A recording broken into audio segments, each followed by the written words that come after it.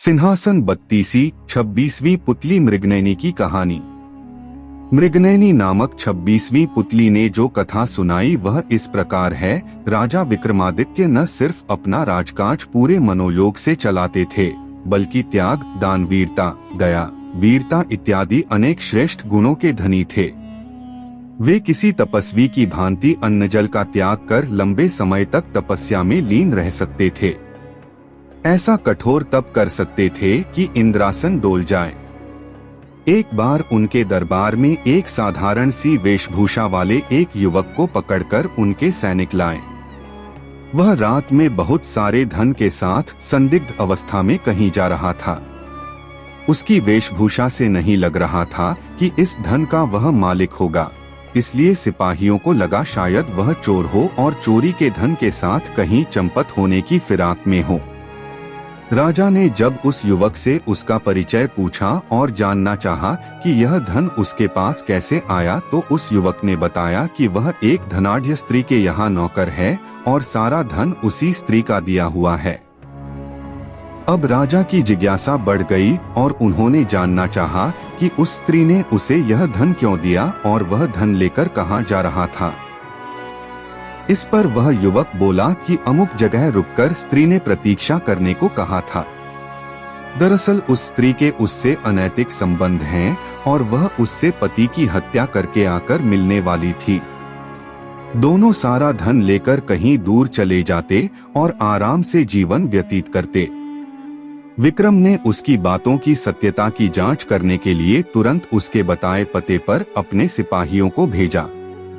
सिपाहियों ने आकर खबर दी कि उस स्त्री को अपने नौकर के गिरफ्तार होने की सूचना मिल चुकी है। अब वह विलाप करके कह रही है कि लुटेरों ने सारा धन लूट लिया और उसके पति की हत्या करके भाग गए। उसने पति की चिता सजवाई है और खुद को पतिव्रता साबित करने के लिए सती होने की योजना बना रही है। सुबह युवक को साथ लेकर सिपाहियों के साथ विक्रम उस स्त्री के घर पहुंचे तो दृश्य देखकर सचमुच चौंक गए।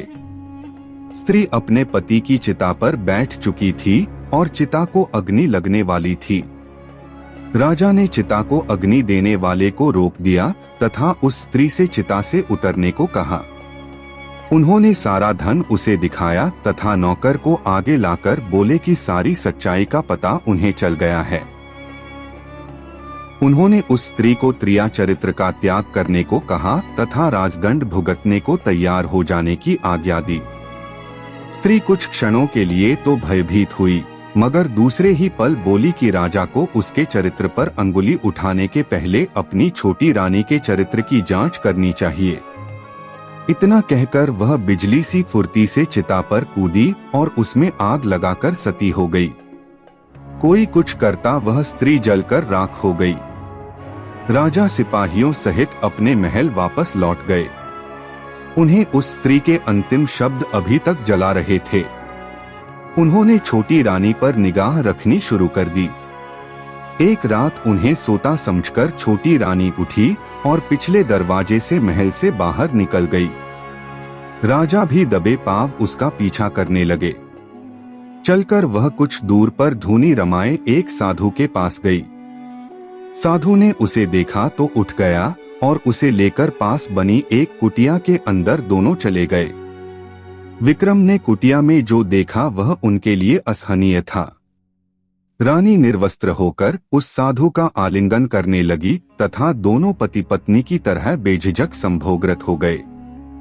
राजा ने सोचा कि छोटी रानी को वे इतना प्यार करते हैं, फिर भी वह विश्वासघात कर रही है। उनका क्रोध सीमा पार कर गया और उन्होंने कुटिया में घुसकर उस साधु तथा छोटी रानी को मौत के घाट उतार दिया। जब वे महल लौटे तो उनकी मानसिक शांति जा चुकी थी। वे हमेशा बेचैन तथा खिन्न रहने लगे। सांसारिक सुखों से उनका मन उचाट हो गया तथा मन में वैराग्य की भावना ने जन्म ले लिया। उन्हें लगता था कि उनके धर्म कर्म में जरूर कोई कमी थी, जिसके कारण भगवान ने उन्हें छोटी रानी के विश्वासघात का दृश्य दिखाकर दंडित किया। यही सब सोचकर उन्होंने राजपाट का भार अपने मंत्रियों को सौंप दिया और खुद समुद्र तट पर तपस्या करने चल पड़े। समुद्र तट पर पहुंचकर उन्होंने सबसे पहले एक पैर पर खड़े होकर समुद्र देवता का आह्वान किया। उनकी साधना से प्रसन्न होकर जब समुद्र देवता ने उन्हें दर्शन दिए तो उन्होंने समुद्र देवता से एक छोटी सी मांग पूरी करने की विनती की। उन्होंने कहा कि उनके तट पर वे एक कुटिया बनाकर अखंड साधना करना चाहते हैं और अपनी साधना निर्विघ्न पूरा करने का उनसे आशीर्वाद चाहते हैं।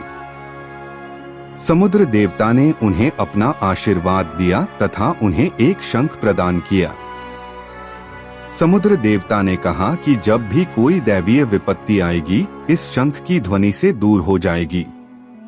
समुद्र देव से उपहार लेकर विक्रम ने उन्हें धन्यवाद दिया तथा प्रणाम कर समुद्र तट पर लौट आए।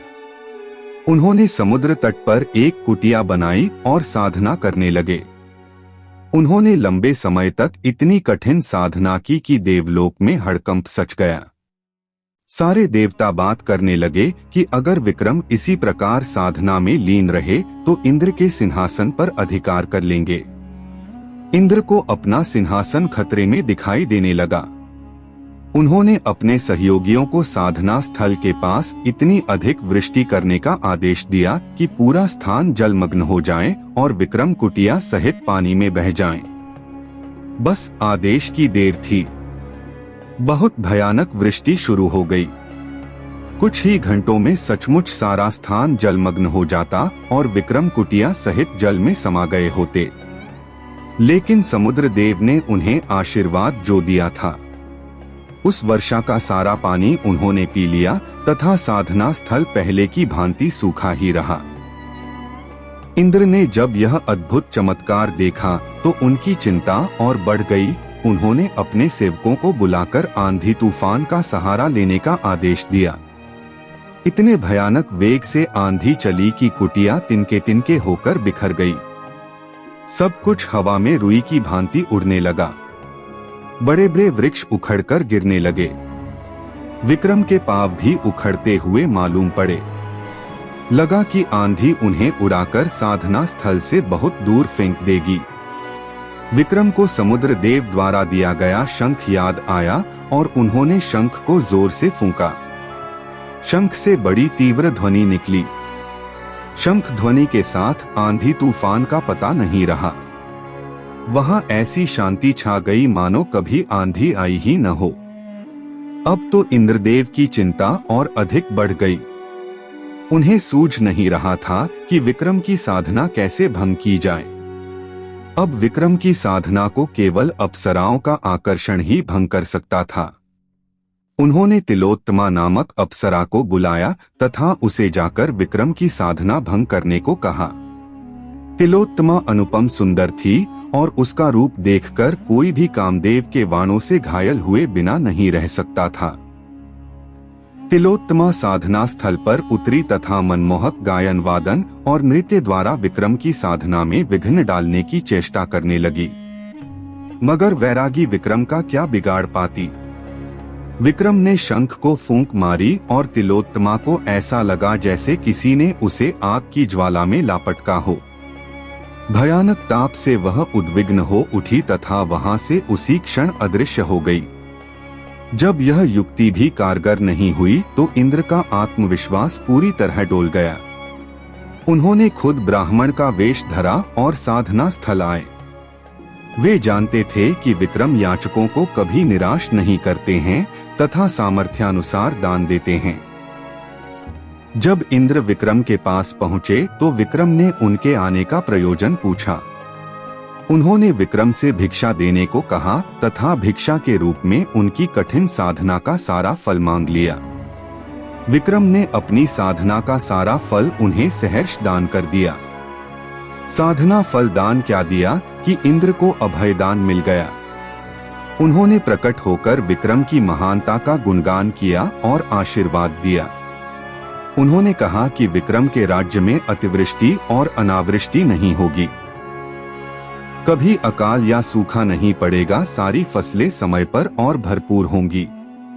इतना कहकर इंद्र अंतर्ध्यान हो गए।